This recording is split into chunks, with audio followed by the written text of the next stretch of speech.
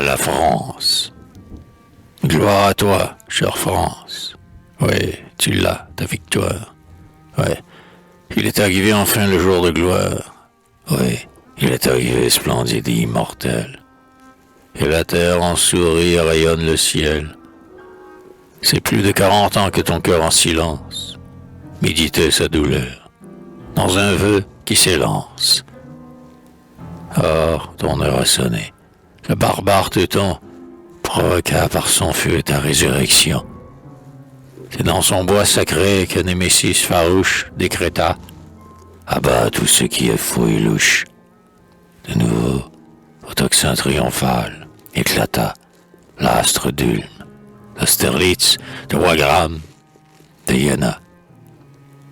Un poète l'a dit, Jésus-Christ en parlant: mangez et buvez, voici ma chair, voici mon sang.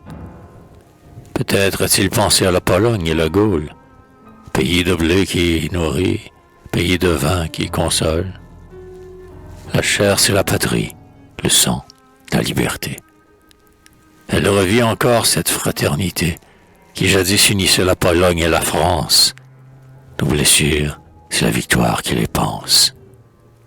Que c'est beau la victoire, enchaînée à ce sol, l'esprit ressuscité ses lanceaux dans son vol.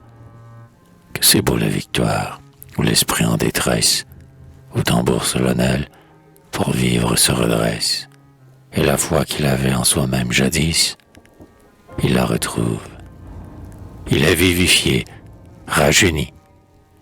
Un avenir doré le suscite et le hante, et l'esprit redressé voit l'aurore et la chante. Ayant vu des éclairs que nul n'a jamais vus, il lance des accents que nul n'a entendus. C'est toujours par les francs que Dieu fait ses l'Iliade. Dans le grand tourbillon de nouvelles croisades, il appelle en avant toutes les nations qui marchent vers les jours à Dieu. Leur glaive était puissant, noble était leur effort, sublime leur dédain du danger, de la mort. Le sage d'outre-mer qui parle en vrai prophète. Tous étaient beaux et grands, et la France à leur tête. Peuple choisi de Dieu entre tous, belle France, car il t'a couronné de force et de puissance, en te couvrant portant de grâce et de douceur, et tu vins par ton glaive ainsi que par ton cœur.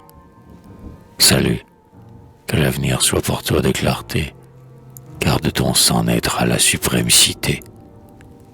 Terrible et grandiose est l'ouvrage de l'âme, parmi les flots de sang dans la nuit elle rame, dans le feu du canon elle fait son chemin. Et cet enfer terrible est un enfer divin. L'esprit le veut, la mort est bonne ménagère, qui couvre des berceaux au sein du cimetière.